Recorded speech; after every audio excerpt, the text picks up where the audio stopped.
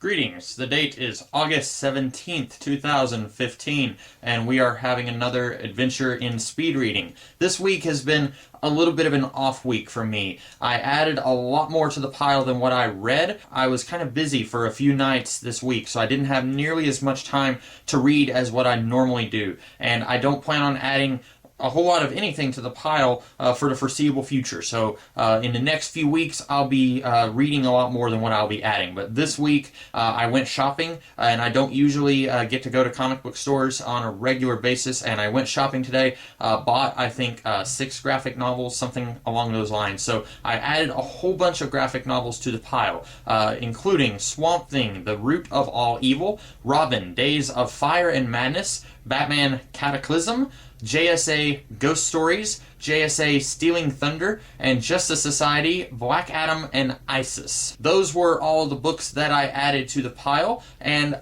from the pile, the books that I read, we have Voodoo, Volume 1, What Lies Beneath. This is from the New 52, collects the first 6 issues of the Voodoo series. And then from the stuff that I added to the pile, I read Swamp Thing, The Root of All Evil. And then I also read Green Lantern, Green Arrow, Volume 1 by Dennis O'Neil and Neil Adams. What I'm going to try and do this week, I won't have very many that I'm talking about. I only have 3 here that I'm going to be talking about here. But from now on in my adventures and speed reading videos, I'm going to try to spend about 2 minutes talking about each book, and I'm going to try not to go any further on that. And with 2 of these books, Swamp Thing and Green Lantern Green Arrow, you will be seeing full-blown videos for those throughout the rest of this week. And so I'm going to try not to talk too much about those so that you can see my more in-depth thoughts on those books throughout the week. But I don't want each of these adventures and speed reading videos to go up to like 24 minutes long like last week I did. So these videos are going to go a little bit shorter, hopefully, from now on. So first of all, we will talk about the first book that I've read this week. We have Green Lantern Green Arrow, Volume 1 by Denny O'Neil and Neil Adams.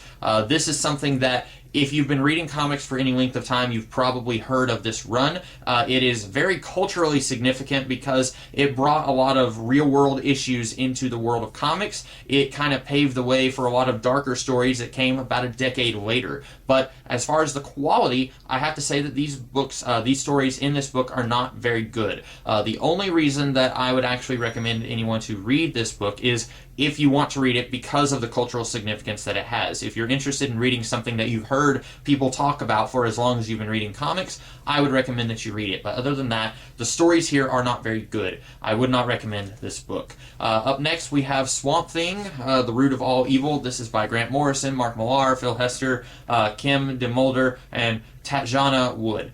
This collects about 11-ish issues of Swamp Thing, starting with 140, and this is a very exciting, very interesting, big story of good versus evil. It kind of brings things back to a classic status quo for Swamp Thing. I hadn't read about 70 or so issues before this volume picks up. There's a big, huge gap in between Alan Moore's run and this run that I have not read. And so if you haven't read Swamp Thing, if you're not very familiar with the character or with the world of Swamp Thing, this is a great place to start up because there's a huge gap that a lot of people haven't read, but DC is going ahead and publishing this book without publishing those other trade paperbacks in between Moore's run and this run. So if you are interested in getting into Swamp Thing, this is a fantastic place to get going. It's a very good book, very solid. I really don't have any complaints. This is probably my favorite book that I read this week. And last but not least, we have Voodoo, or maybe it is least, who knows. This is Voodoo Volume 1 from the New 52. I won't be doing a full-on video about this one, but I don't have a whole heck of a lot to say. This is the first 6 issues of Voodoo, and it's okay. It's not one of the worst New 52 books that I've read, but I don't really have much of a reason to want to keep reading either. It's not really great. It's also not really bad. I feel like this story would have been much more exciting, much more engaging if it had been set in its own world. If they hadn't tried so hard to set this in the DC universe. And that's something that as soon as the New 52 started, one of the big changes that they made was they took all of these characters who existed in the Wildstorm universe, like the Authority and the Wildcats, of which Voodoo was one, and they put them smack dab in the middle of the DC universe. The problem is, this is a story that I think would have worked better without characters like Green Lantern being shoehorned in just to say, hey, look, this is set in the DC universe.